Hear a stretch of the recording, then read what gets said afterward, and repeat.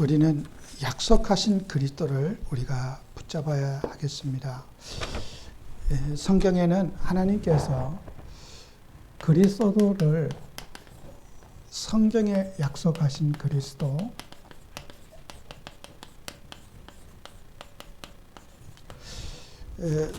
우리가 손님이 집에 오시면은 이렇게 언제 몇 시에 우리 집에 손님이 온다는 약속을 하지 않습니까? 그 약속한 분을 문을 열어드리고 웰컴하고 환영하지 않습니까? 그런데 약속되지 않은 사람, 아무나 이렇게 우리 집에 손님 왔다고 문을 열면 거기에는 강도도 올 수가 있고 도둑도 올 수가 있는 거예요. 우리가 신앙도 마찬가지예요. 아무나 믿고 받아들이는 것이 아니라 성경에 약속하신 그리스도를 나의 구주로, 나의 왕으로 받아들여야 되지 않겠어요? 저마다 이 성경에 약속하신 그리스도가 아닌 다른 그리스도를 사람들이 붙잡고 그 사람들이 종교를 가지고 살아가고 있지 않습니까? 그래서 정말 우리는 성경 말씀 속에 약속하신 그리스도, 이것을 우리는 항상 성경에 약속하신 그리스도인지, 성경에 그리스도가 오시면은 이러이러한 모습으로 오시고 이런 일을 하실 것이라고 하는 성경의 기준에 맞는 그리스도를 우리는 나의 구주로, 왕으로 믿어야 될 겁니다. 그렇다면 우리는 성경을 모르면은 안 되겠죠, 그죠? 성경을 알아야지, 그리스도는 이런 분이구나. 그러니까 사람은 누구나 죄의 성향을 가지고 있기 때문에, 우리가 창세기 3장 속에 출생했기 때문에 자기 행동을 합리화하고 말씀 속에서 나를 생각하려고 하지 않고 자기 행동을 성경을 인용해서 합리화하려고 하는 성향을 가지고 있어요. 그래서 우리가 항상 어떻게 해요? 이 검증 작업이 일어나야 돼요. 이게 성경이 약속하신 그리스도인지 아니면은 내가 어떤 내 행위를 합리화하게 해서 성경을 이용하는 건지, 참 이게 분별력을 가져야 되는 것이 신앙생활이에요. 다 사람들은 하나님께 받았다, 하나님이 말씀하셨다, 하나님이 하셨다, 다 하나님이란 이름을 모든 종교가 다 불러요. 그런데 그게 과연 성경이 약속하신 그 그리스도의 기준에 맞느냐 하는 이 부분을 우린 질문해 봐야 된다는 거예요. 그러면 교회 다니는 사람이 하나님 안 믿고 부처님 믿습니까? 아니잖아요. 석가모니 믿고 교회 다니는 사람은 없어요. 다 하나님을 믿고 다 예수님을 믿어요. 그런데 그 믿음이 그 그리스도가 약속하신 분, 성경에 약속하신 분인지 아니면은 다른 성경에 약속하신 분이 아닌지를 우리는 늘 기억해야 될 겁니다. 그래서 이 세상에는 하나님께서 성경 말씀에 보면은 로마서 8장 19절에서 22절에 보면은 아주 중요한 말씀 하시죠. 모든 피조물에게 그리스도를 사모하는 마음을 주셨다. 그죠? 사모하는 마음. 모든 피조물에게 그리스도를 사모하는 마음을 다 주셨다는 거예요. 왜요? 고통 속에서 피조물이 고대하는 바 하나님의 아들이 나타나는 것이니, 피조물이 고대하면서 사람만 그리스도를 기다리는 것이 아니라 짐승도 고생하고 살아요. 사람이 선악과를 따먹고 짐승도 자연도 추위와 더위에 떨면서, 가을이 되면 우리는 낙엽이 아름다워 좋지만은 이 추운 겨울을 나무도 폭풍설한을 눈벼라를 해고 이겨내고 견뎌내고 살아야 되는 거예요. 원래 하나님이 만든 에덴 동산에는 추위와 더위와 고통이 없었기 때문에 나무도 고통을 받지 않고 잘 살았어요. 그런데 사람이 타락함으로 인해서 앙상한 가지만 남고 추위와 비바람에 그냥 영하에 끙끙 얼어갖고 생명을 부지하고 그 다음에 또 잎을 틔우기 위해서 나무가 살아있는 것도 고생이고, 짐승이 겨울 그 눈구덩이에서 추위 속에서 다람쥐가 저축해놓고 먹고 사는 그것도 생명을 유지하는 것도 고통스러운 거고, 사람만 고통받고 사는 것이 아니라 피조물이 고대하는 바 하나님의 아들이 나타나신 것을 기다린다 그랬어요. 인간 하나가 선악과 탐욕으로 인해서 만물이 다 피곤해지고 만물이 상처받았고 만물이 고통 속에 산다는 거 아니겠어요? 그래서 22절에 보면 피조물이 다 이제까지 함께 탄식하고 있어요. 함께 고통을 겪고 있는 것은 우리가 아느니라. 모든 이 세상 피조물이 하나님 떠나가지고 선악과 따먹고 나서 사람만 실패한 게 아니라 이 세상이 저주와 재앙 가운데 사람들이 고통 속에 살아간다는 거예요. 그래서 모든 사람들이 어떻게 지금요, 타락하로 인한 피조물의 고통, 피조물의 고통. 이 고통은 누구도 예외가 할 수 없어요. 그래서 이 고통의 답이 누구냐? 그리스도를 통한 치유예요. 그리스도가 이 땅에 오시면은, 주님이 이 땅에 재림하시고 오시면은 사람만 좋아하는 거 아니고 만물이 펄떡펄떡 뛰며 다 좋아요. 물고기도 좋아하고 새들도 좋아하고 산에 있는 짐승도 좋아하고, 우리 예수님의 재림을 싫어할 지구의 피조물은 하나도 없는 거예요. 시편에 산천이 세상의 열방들이 찬양하고, 오실 그분이 오셔서 새하늘과 새 땅을 주시고 이 땅의 모든 고통을 깨끗하게 해결해 주실 그 그리스도신 예수님이 오시면은 모두가 행복한 이 세상을 된다는 거예요. 그래서 우리는 항상 하나님 자녀가 해야 될 일이요, 부활의 소망이 되신 그리스도. 그리스도. 우리 예수님께서 이 땅에 오셔가지고 우리에게 새로운, 이 세상이 아닌 저 세상, 다시 오실 그 그리스도. 새하늘과 새 땅의 주인공으로 예수님이 우리에게 오시겠다는 거예요. 그 약속을 우리가 붙잡고 이제 살아야 되거든요. 그래서 이사야 26장 16절에서 19절에 보면은 잉태한 여인이, 17절에 보면은 16절부터 보면요, 여호와여 그들이 환난 중에 주를 앙모하여 싸우며, 그죠? 조금 전에 말한 대로 모두가 주님을 앙모하고, 주의 중벌이 그들이 임할 때 그들이 주께 간절히, 고난이 많으면 많을수록 이 땅의 모든 피조물이 주 예수여 어서 오시옵소서 간절히 주님 오실 날을 사모한다는 거예요. 힘들면 힘들수록, 고난이 심하면 심할수록 우리 예수님이 빨리 오셔서 주 예수여 어서 오시옵소서.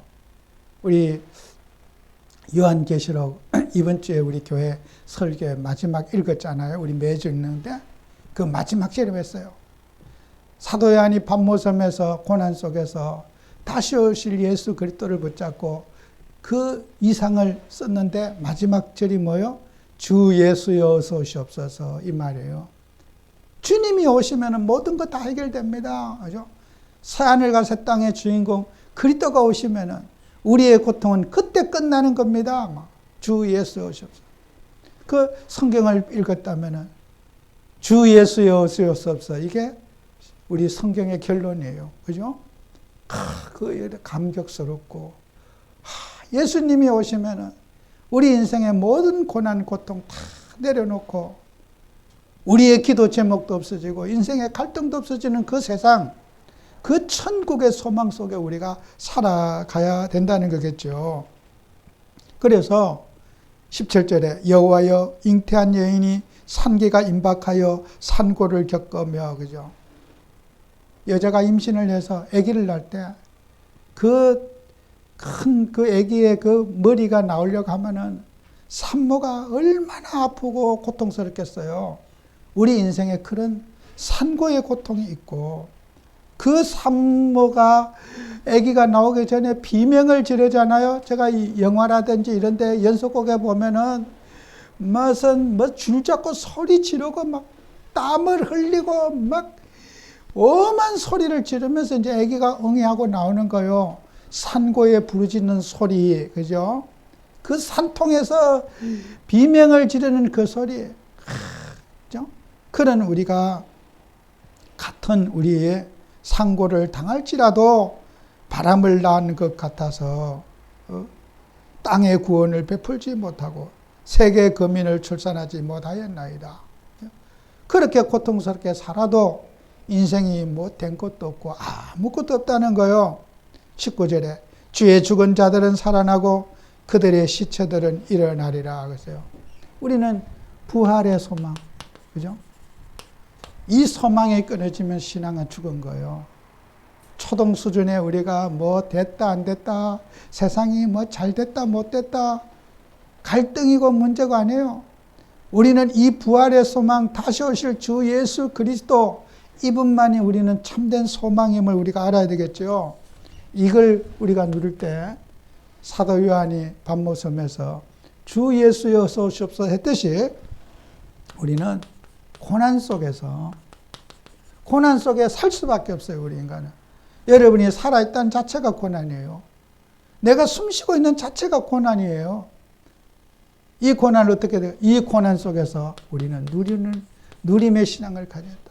부활의 소망을 바라보면서 세상 갈등, 잠시 거쳐가는 이 갈등과 세상을 우리가 붙잡지 말고 다시 오실 주 예수 그리스도 붙잡고 천국의 소망을 가지고 우리가 달려가야 된다. 그죠? 그래서 우리는 그 소망 속에서 어떻게 해요? 그 천국의 소망을 붙잡고 살아가면서 이 소망 속에서 우리는 주님을 찬양하고, 그죠? 그리스도가 오셔야지 인생의 모든 갈등 다 문제 끝나는데 언제 주님이 오시려나이까? 언제 주님이 오시려나이까? 우리는 날마다 주님의 오심을 사모하면서 찬양하는 그런 우리가 돼야 될 겁니다. 그래서 부활의 소망이신 그리스도께서 이 땅에 오셔서 우리에게 그 부활의 증거로 예수님이 성령으로 우리와 함께하고 계셔요. 우리가 죽어서 천국 가는 것은 당연한 것이고 살아서도 이 부활의 소망을 누리려면 우리 속에 임하신 성령이 하나님 나라의 왕국의 주인공이 누구냐? 우리 속에 오신 그리스도이신 성령이에요. 그리스도께서 죽으시고 끝난 것이 아니라 그의 백성들에게 성령을 부어주시고 성령이 그들에게 임재하셨어요. 자기 백성에게. 그게 부활의 보증입니다. 성령을 우리 속에 임하지 않는 사람은, 예수님을 영접해서 성령을 받지 않은 사람은 그 부활의 소망에 부활은 부활하는데 어떻게 해요? 지옥의 심판을 갈 것이고, 우리는 영원한 하나님 나라의 상속자로 유업을 이어갈 자로 우리는 하나님 나라의 왕권을 행사하는 그 주인공으로 우리가 설게 될 것이라는 거예요. 그래서 예수님께서 부활하셔가지고 제자들에게 베드로에게 예수님이 나타나셔서 그래요. 예수님이 사도행전의 10장 41절 48절에 보면은 이방인의 집에 가서 베드로가 이제 갔는데 거기에 성령이 임하는 것을 보고 깜짝 놀랐어요. 아니, 우리 유대인들의 하나님인 줄 알았는데 이방인에게도 성령이 임한다는 걸 보고 그들은 성령의 부어심을 보고 놀랐다고 그랬습니다. 45절에 보면은 베드로와 함께 온 할례받은 신자들이, 그것은 유대인을 말하거든, 할례받은 신자들이 이방인들에게도 성령 부어주심으로 말미암아 놀라니, 그래서요. 그래서 우리가 성령은요, 이방인을 개종시키는 역할하고, 누구든지 주 예수만 믿으면 구원을 받게 되는 거죠. 부활하신 후에 예수님께서는 12제자에게 또 나타나셨어요. 12제자에게 요한복음 20장 19절, 29절에 보면은 예수님께서 부활하셔서 너에게 평강이 있을지어다. 2번 말씀하셔요. 평강이 있을지어다. 불안과 염려와 고통 속에 있는 제자들에게 예수님이 그냥 방복판에 탁 갑자기 나타나셔가지고 제자들이 얼마나 놀랬겠습니까? 예수님을 직접 십자가에 못 박아 죽는 거 봤고 무덤 속에 장사하는 걸 봤고 친히 예수님이 확실하게 죽었다는 것을 다 알고 대성통곡도 했고 장례식도 했고 모두가 다 봤는데 그 예수가 방복판에 다 갑자기 문 닫고 있는데 나타나신 거예요. 기가 막히죠, 그죠? 두 눈 똑바로 뜨고 예수님을 십자가에 우리가 못 박히는 것도 봤고 창짝 막는 것도 진짜 확인 사살하는 것도 봤고 돌무덤에 넣는 것도 봤고 장례식을 완벽하게 다 끝냈는데 아이 방복판에 탁 나타나신 거예요. 제자들이 있는 곳에요. 얼마나 기절하고 놀랐겠습니까? 이게 무슨 믿어질 일입니까? 믿지 못할 일인 거예요. 그 부활하신 주님이 친히 영으로서 부활하신 그분이 부활을 증거하기 위해서 제자들에게 딱 12제자가 있는 곳에 나타났어요. 그 후에 도마라고 하는 사람이 그 부활의 예수님이 오신 걸 못 봐갖고 내가 예수라고 하니까 나는 못 믿겠다. 내가 두 눈 뜨고 예수가 죽는 걸 봤고 장사 지내는 걸 봤고 죽은 거 확인하는 거 봤는데 어떻게 예수가 올 수 있느냐. 예수님이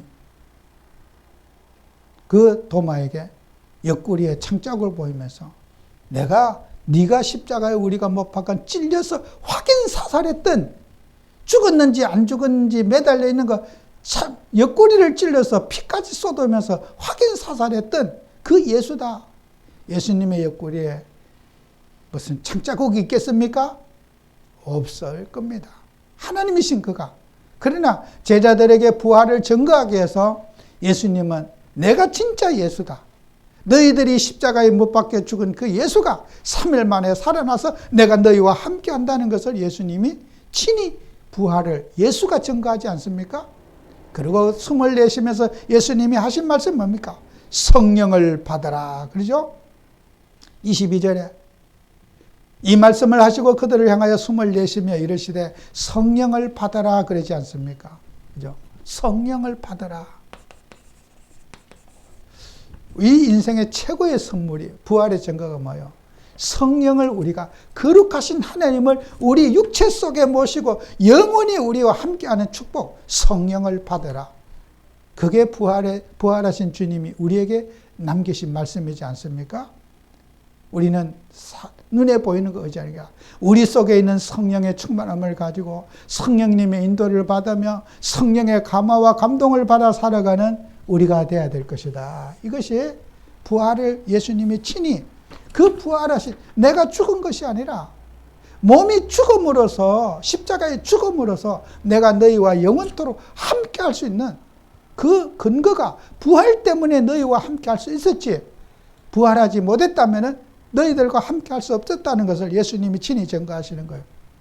그리고 예수님은 12제자뿐만 아니라 500여 형제에게 동시에 그죠? 예수님이 육체를 가졌을 때는 내가 눈으로 보는 그 가까이 있는 5,000명 가까이 있는 사람에게만 예수님이 우리 육신의 눈에 보이는 그 육신에게 제한되어 계셨어요. 그래서 예수님을 볼 수가 없어요. 육신의 눈과 함께 있는 그 거리에 있는 사람만 예수님을 볼 수 있는데 부활하신 예수님은 500여 형제에게 12제자에게 문 열지 않고도 방복판에 딱 나타날 수 있고 육체를 가진 예수님은 문 열지 않고 방에 들어올 수 없는데 예수님의 부활하신 그 예수님은 문 열지 않고도 방복판에 나타날 수 있고 시간과 공간을 초월해서 500여 형제에게 동시에 딱 나타나고 그죠? 시 공간의 제약을 받지 않는다. 육체를 벗어버린 그 부활하신 예수 그리스도는 하나님은 이 시간에 미국에 있는 성도들에게도 동시에 역사하시는 거예요. 하나님은 비행기 탈 필요도 없어요. 온 우주간 자기 백성에게 주의 성령은 동시에 역사하신다. 그죠? 그걸 예수님이 증거하시는 거 아니겠어요? 그래서 사도행전 1장 3절에 뭐라고 되어 있습니까? 예수님은 40일 동안 부활하신 후에 40일 동안 내가 부활했다는 것을 증거하고 하늘나라 제자들이 보는 가운데서 하늘나라로 싹 승천해서 올라간 거예요. 예수님은 이론을 그의 백성들에게 내가 부활한 것을 40년 동안 다니면서 너희들이 십자가에 못 박히신 너희들이 죽인 그 예수가 내가 살아났다. 40일 동안 모든 자기를 믿는 백성들에게 다 나타나시고 제자들이 보는 가운데 11절에 사도행전 1장 11절에 갈릴리 사람들아 어찌하여 하늘을 우러러 보느냐 막 그러잖아요. 예수님이 하늘로 싹 올라가니까 막 제자들이 그냥 이게 뭐 멘붕이죠. 그죠? 40일 동안 같이 다니고 부활한 주님과 있을 때 너무너무 좋았는데 예수님이 또 사라지니까 그때 뭡니까? 성령을 너에게 받으리라. 그죠? 그리고 예수님은 사도행전 1장 8절에 성령이 너에게 임하시면 너희가 권능받고 예루살렘 사마리아 땅까지 이르러 정인이 되리라. 성령이 너에게 임하시면 그랬잖아요. 성령이 임하시면은 정인이 될 것이다. 예수의 정인이 될 것이다. 이게 하나님이 500의 형제에게 동시에 나타나요. 그리고 야고보에게 또 나타나고 갈라디아 2장 9절에도 있잖아. 야고보에게 나타나고 게바에게 요한에게 정말 이렇게 나타났다고 성경 말씀하고 있지 않습니까? 그래서 우리가 하나님 자녀들은 자, 성령 임재하신 우리 속에 임하신 성령을 체험하자. 그죠? 자, 이게 이제 우리가 신앙이 아니겠어요? 신앙은 성령을 체험해야 돼요. 정말 성령이 내 안에 계시다면 어떻게 해야 돼요? 여러분이 성령은요, 말씀을 붙잡을 때 성령의 역사가 일어나요. 성령의 역사는 여러 가지 방법이 있죠. 말씀을 붙잡을 때. 누가복음 24장 32절에 보면은 그들이 서로 말하되 길에서 우리가 말씀하시고 우리에게 성경을 풀어 주실 때에 우리 속에 마음이 뜨겁지 아니하더냐 그랬어요. 예수님께서 성경을 풀어서 딱 내가 부활을 설명해 주시는데 우리가 그때 우리는 같이 함께 했던 그분이 예수인 줄도 몰랐는데 엠마오로 가는 제자들에게 예수님이 친구처럼 싹 같이 가서 얘기하는데 예수님인 줄도 몰랐는데 성경을 말씀하실 때 우리가 그때 뜨겁지 않았더냐. 그죠? 그 말이 뭐예요? 흥분되고 감격되고 우리 인생이 냉혈이 아니라 따뜻한 정말 행복이 젖어 있는 그 상태가 되지 않냐는 거예요. 여러분, 말씀을 읽을 때 성령의 역사가 일어납니다. 그죠? 예수님이 말씀을 전할 때 성경을 풀어 설명할 때 성령이 거기에 팍 역사합니다. 여러분, 저는 그 체험 엄청 많이 해요. 답답하고 힘들 때 성경 딱 펼쳐놓고 글씨도 눈에 안 들어도 한참 그거 보고 있으면요. 마음의 고요가 싹 오고 평정이 오고 흥분도 가라앉혀지고 정말 저는요. 성경은요. 내 인생을 치유하는 만병통치약 같아요. 너무너무 저는 좋아요. 다른 사람은 어떻게 생각해? 나는 성경이 마치 부적같이 이 갖고만 다녀도 좋아요. 어릴 때는 제가 성경 조그만 성경을 여기 요 안주머니에 넣고 다녔어요. 읽지도 않고 부적처럼 갖고 다녔어요. 너무 좋아가지고. 그래갖고 그 방위 생활 그 기합받고 이럴 때도요. 그 안주머니에다가 요만한 요 포켓 성경을 그거 넣어가지고 다녔어요. 저는 그 성경이 제게는 부적이었어요. 읽을 시간도 없어요. 불안과 힘든 상황에 기합 주지 맨날 심부름 시키지 핍박받는데요. 성경 볼 시간이 어디 있어요? 성경 볼 시간이 없어요. 그래 몸에 징급만 다녀도 평안이 오고, 그죠? 저는 성경을 통해서 위로받은 일이 너무너무 커요. 나는 이 성경이 없었다면은 진짜 내가 어떻게 살았을까 싶어요. 제 인생의 유일한 피난처 성경 말씀이었어요. 가지고만 다녀도 역사가 일어나고요. 어릴 때는 성경을 배고자 하는데도 역사가 일어났어요. 평안이 오고. 책 보다가 머리는 탁 맑았고 잠만 안 올 때 맹성맹성할 때 성경 딱 빼면요 잠이 쏙 들어요. 성경 머리맡에 놓고 잤어요. 저는 어릴 때 성경이 제게는 부적처럼 좋았어요. 이제 눈을 뜨고 보니까 부적으로 믿을 게 아니고 성경에 읽고 할 때 또 마음의 평안이 오고 기쁨이 오고 잡념이 사라지고 근심과 염려와 모든 갈등이 사라지고 여러분 하나님 말씀을 체험하셔야 됩니다. 성경 보시기 바랍니다.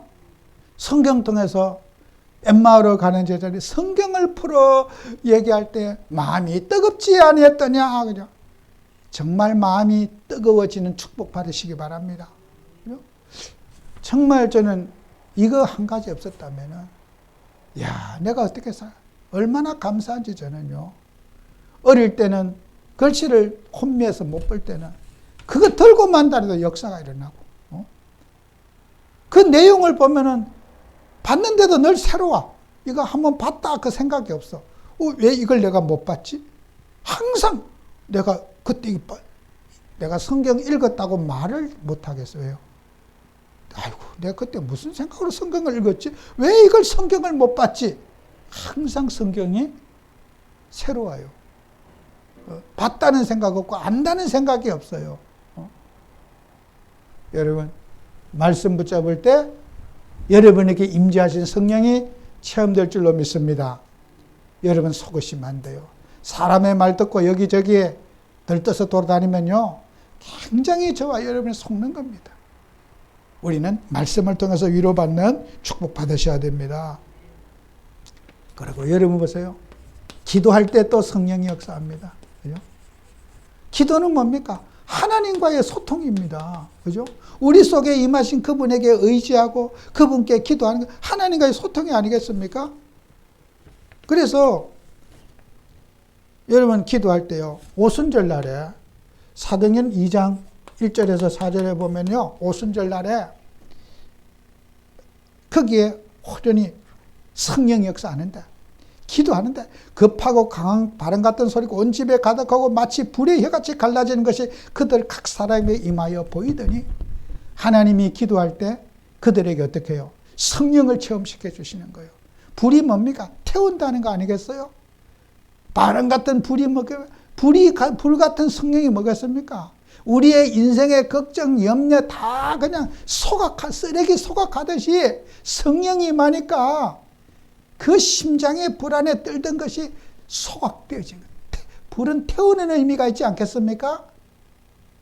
불 같은 성령은 그만 다 타버리는 거예요. 나쁜 태워야 될 것 쓰레기 다 태워버리는 거예요. 소각장이 되어버리는 거예요. 바람은 뭡니까? 시원한 거잖아요. 그죠? 마음이 시원하고 행복한 거. 바람 같은 성령이 그냥 막 역사해요. 시원하고, 그죠? 여러분, 마음이 쾌유되는 응답 받으셔야 됩니다. 성령 충만. 그죠? 기도할 때 이런 일이 일어나요. 그 다음에 마지막으로 뭡니까? 여러분요, 성령의 체험은 말씀 전할 때 또 그런 일이 생겨요. 여러분, 말씀 전할 때, 주 예수 그리스도의 복음을 전할 때, 여러분 마음에 성령의 역사가 일어납니다. 여러분, 전도하고, 우리가 주님을 소개하고 말할 때, 이상하게 전도가 안 돼도 마음이 그렇게 기쁘고 편안해요. 해본 사람만 하나. 여러분이 어디 가서 전도 때문에 어디 갔다 와보세요. 집에 싸울 일이 없어요. 하나님이 은혜를 주셔가지고 마음의 평안과 여유가 싹 생겨요. 저는 전도 갔다 와서 싸운 적은 없어요. 전도 안 가서 싸웠지. 왜? 말씀 전하고 내가 거기 가서 하나님의 일에 막 왔다 갔다 하다 보면요. 피곤도 안 해요. 마음이 그렇게 편안해요. 어디 신방 가고 갔다 오면요. 마음이 그렇게 편안해요. 멀리 어디 갔다 피곤해서 알아 누른 적이 없어요. 왜요? 성령께서 그 전도자의 발걸음에 은혜를 주시는 거예요. 그죠? 그래서 여기 보세요. 이사야 6장 6절에서 8절에도 그런 말씀이 있거든요.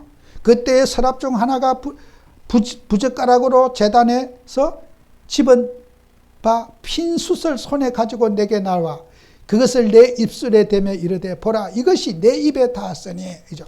숯을 입에다가 탁, 숯이 뭐예요?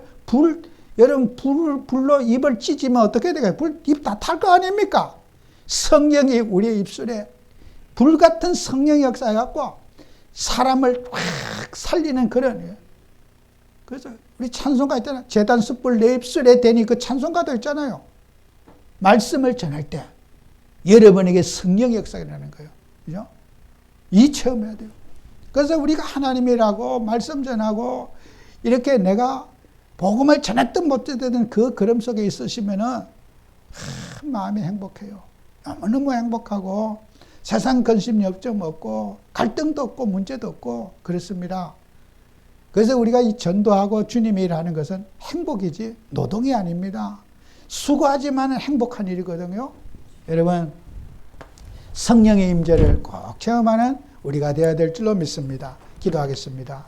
하나님께서 우리를 사랑하셔서 정말 성경에 약속하신 그리스도를 믿을 수 있도록 축복하신 것을 감사합니다. 정말 우리가 살아가면서 예수가 그리스도심을 붙잡고 이 복음을 참으로 깊이 누리는 저희들이 되게 해 주옵소서.